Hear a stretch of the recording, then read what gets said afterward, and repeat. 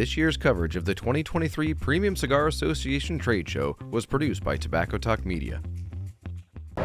What's going on, everybody? Cigar Show Tim here with Tobacco Talk Media with Dan Thompson of Micallef Cigars. Dan, it is good to see you. It is so nice to have you here, Tim. We've got big news to talk about this year. Yes, tell me what's going on. Well, you got to review it. Yes. I think you may have been the first video review in the marketplace. So well, thank you very much. Absolutely. We've got Micallef Black this year. Yes. Dressed up differently than any of our others. Our traditional branding's the red, white, and blue. Correct. This year we broke the rule and went with Micallef Black. Yep. It's a Toro and Robusto with offerings. Well, and the price point, talk about that, because the quality and what you get in the Micallef Black, the experience is, I mean, it should be more expensive. So I'm going to say the number, which is $8 for Toro, $7 for Robusto. Jeez. And some people said, oh, you have an under $10 cigar. And I'm like, no, that's 20% under 10 and 30% under 10. Yes. So it's actually 7 and 8. And then the next question is, how do you do that? Yeah. And the answer is we built a 3-year strategy. 3 years ago, we decided that we were going to buy fields in the San Andreas Valley from the Torrent family. Okay. Not everybody knows the Torrent family, but if you think about who is the premium farmer of San Andreas tobacco, it's the Torrents. Yeah. It's in several other brands that people love and know. Yep. So very important family there. And we began that tobacco strategy where we brought it all back to our factory, which is in Esteli. Right.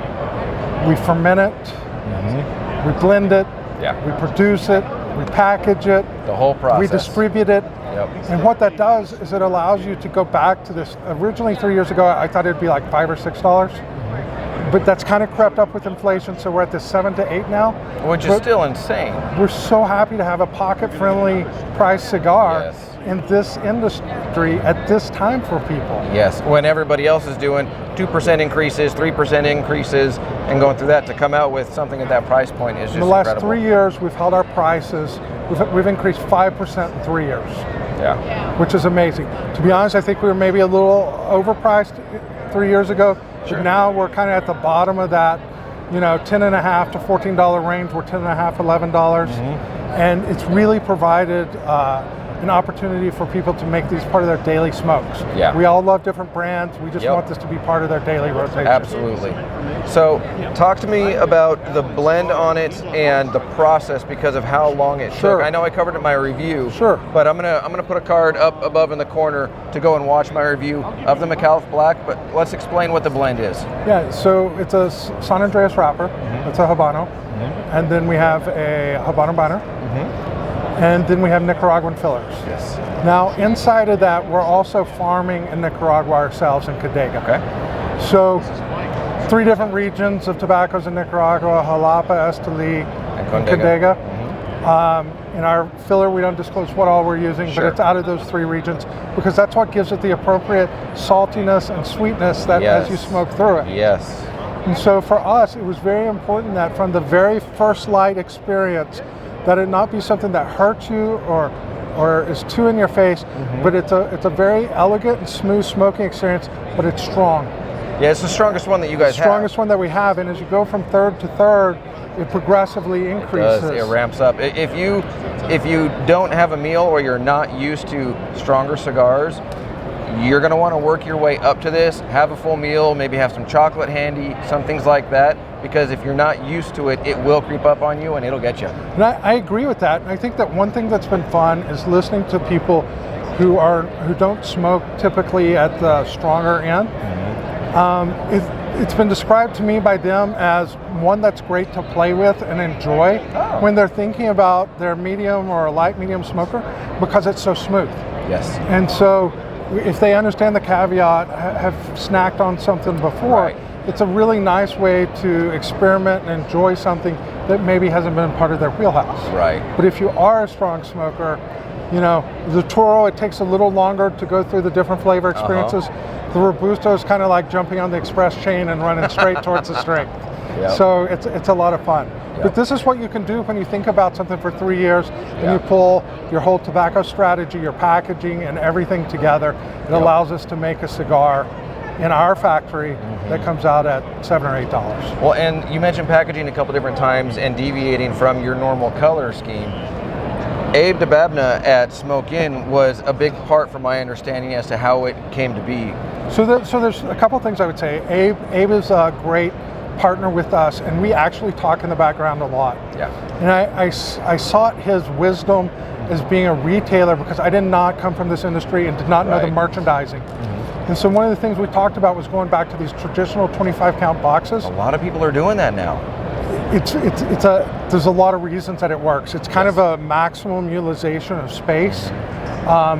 The other thing that it's done for us, because we set the price point where we are, if you buy a box of the Toros, you're bang on at $200, you know? And we want to keep below that $200 mark, because it makes it more affordable and people can do it easier. Yep. If 200 is a little strong for you, then you can get the box of Robustos, I don't know, 180, 175, something like that. But Abe has been a critical partner in how we think about our blends. And you know, when you think about strategy, you got to stop doing some other things. We stopped the Bold series that we had, and we had people who loved it. But what we've said is, we're going to build you a new set of cigars that you're going to enjoy more, but we're going to be able to maintain kind of this medium price point where that series would have gotten very expensive. Now, you guys did a live video. You and Amanda got on and talked about the process that you guys have gone through, but also the long game in terms of strategy with tobacco. Yes. So you guys, from what it sounded like, obviously have everything that's rolled here. You've got next year already ready to go, and even the following year tobacco, I believe, is already in process, correct? Yeah, so we're getting much better at staging 3 years out. You know, initially you have what I call the tobacco platform, and there's core tobaccos that we use in our entire line, and you want at 3 years out to be buying the fields and beginning to process it. Yeah. And then that second year, everything's fermenting. You know, it may be 9 months, it may be 12 months. We don't know, because it's dependent on weather and so many other factors. Yeah. But by the time it gets into that third year, the tobaccos are ready, and you want your supply chain of bands and boxes and cello all there ready to go, so that you can actually take it from production floor to packaging, keep the cigars safe, and then we move them to the United States. And we keep a pretty heavy inventory in the United States. We've seen in the last couple of years that supply chain disruptions happen. In our case, we're very fortunate that, you know, we were sitting on 1.5 million cigars, and so we were ready to be able to distribute. In some cases, like when we built a collector's box and some of the other things, we may roll 2 or 3 years worth of production at one time while we're manufacturing it, and then just put it in inventory for future years. Right? Because it's just a win for everybody. Absolutely. And it keeps the quality up, because they're producing the same thing every day. So, Tim, I'd like to also talk about what we're doing with the Leyenda. Yes, please. So the Gomez Sanchez family have been rolling this blend since 1934. Wow. And so as they moved from Cuba to Mexico to Nicaragua, some of the components have changed, but they've tried to keep the essence of that same blend. And it comes in a very nice packaging, and it's what I would call a celebration cigar. It's probably $18, $22 when you buy it retail. Right. One of the things we wanted to do is we wanted to make it available to consumers in a much friendlier price. So we've repackaged it into a Toro and a Robusto, which allows us to bring it in at that $10.5, $12 range, and people can enjoy this more often. And it's so funny, we've seen in the last 90 days, we're selling the new packaging 5-to-1 versus the old packaging. So people are really loving the blend, and they're liking that it's at a better price for their pocket. Getting better value for it. I'm going to hold this up and show the camera real quick. There you go. You can see the band and everything that's on there, Leyenda and all that. I just love what you guys do for a number of different reasons. Obviously, you and I have talked many different times.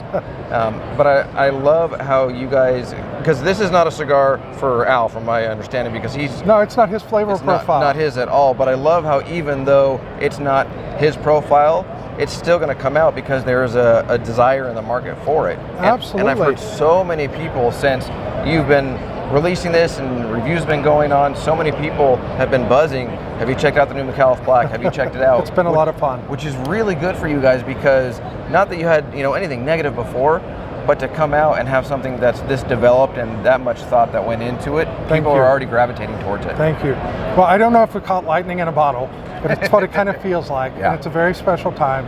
We certainly appreciate everybody that's willing to try it, enjoy it, and just know that this is the first product of a multi-year roadmap, and that hopefully we'll deliver some great things in the near future too. Very cool. Now, since this one's called Black, are you going to create a series that's all color named and continue that theme, or is it just sort of in the works still? At PCA next year, we'll have something that will be able answer to see for the first time. That's right. Perfect. Very cool. So thank you so much. Absolutely. Dan, it is always good catching up with you. Thank you. Again, you know I love the Black. I love what you guys are doing, and I appreciate your time. Thank you.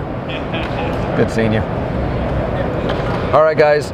From PCA 2023 with Dan Thompson of Micallef Cigars, I'm Cigar Show Tim with Tobacco Talk Media. I've got more content coming your way.